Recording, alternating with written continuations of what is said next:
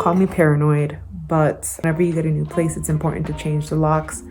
I don't believe these locks have been changed, so I made sure to go and buy myself one that has the deadbolt. It's only going to be temporary. I'm going to be using this every single time I move to a new place, and then afterwards doing one that is Wi-Fi supported that I can easily unlock from my phone or change the code from my phone. The screws, the door, the deadbolt part, more screws. This is with the keys. Let's get to work. If you've never changed a door handle or deadbolt before, it's super easy. Just use a cross screw and take everything out. It's the same either way. So if you're ever unsure, look on the inside. In this case, you'll see where it says up. And just screw everything in, and if you're ever unsure, read the instructions. Let's go outside, Nubi. I spent the rest of the evening deep cleaning the bathroom. One, I want to make sure that I prep the walls to paint. And then two, I also want to have a really clean bathroom since this is the main bathroom I'll be using while I'm here.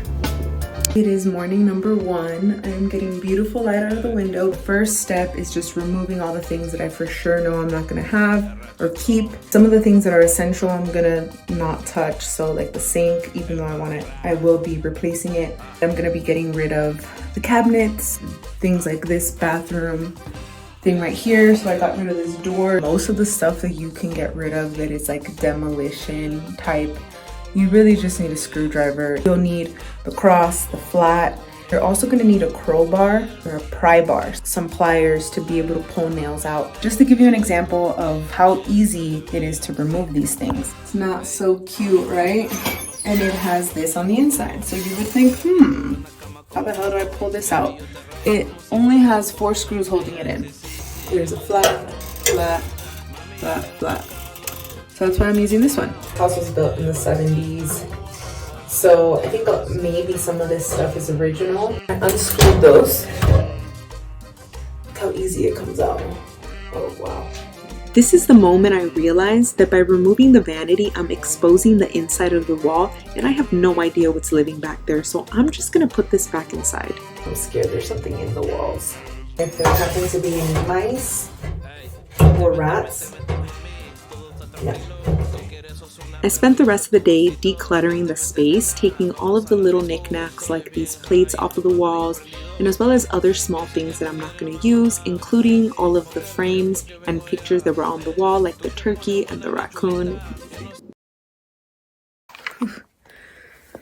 Alright, so today is day 2.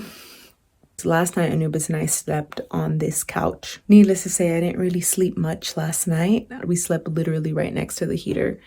Today I took down the blinds, so for protection I put up this cloth that I found with some painter's tape. I don't know why I'm so winded. It might be because of the altitude. Funny thing, I found a bunch of rat right here, right there. So I decided to vacuum and remove all of that first. Tonight I am removing this carpet.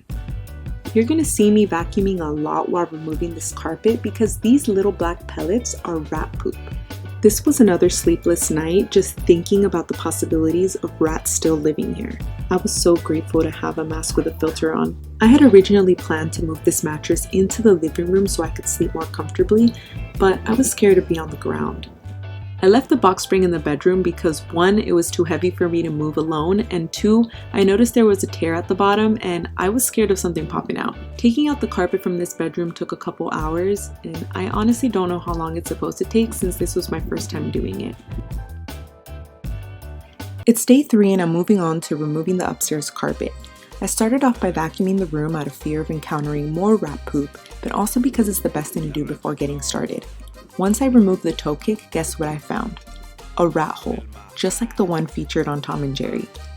A rat literally chewed through the wall and it was being covered up by this thin piece of wood. I didn't want to leave the hole open, so I placed the toe kick blocking the hole while I continued to remove the carpet. If you're thinking about removing carpet, it's not as hard as you'd think.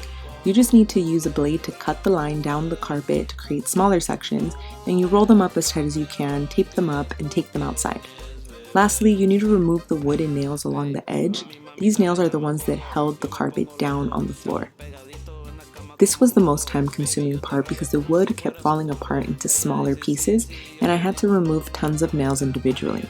This was one of the projects that reminded me that you don't need to be an expert just to get started, because I learned this on YouTube. Day 4, I started off by removing the hallway carpet. At this point, I started to feel like a pro because I finished this section way faster. The loft was another story.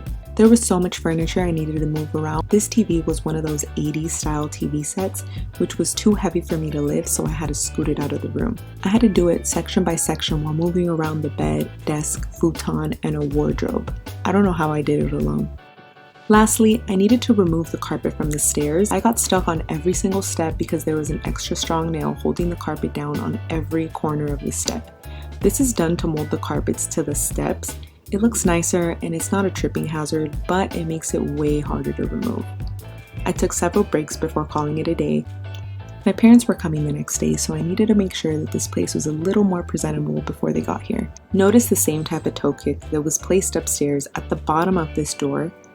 Well, that was put there to cover up the fact that rats had chewed their way through under the door.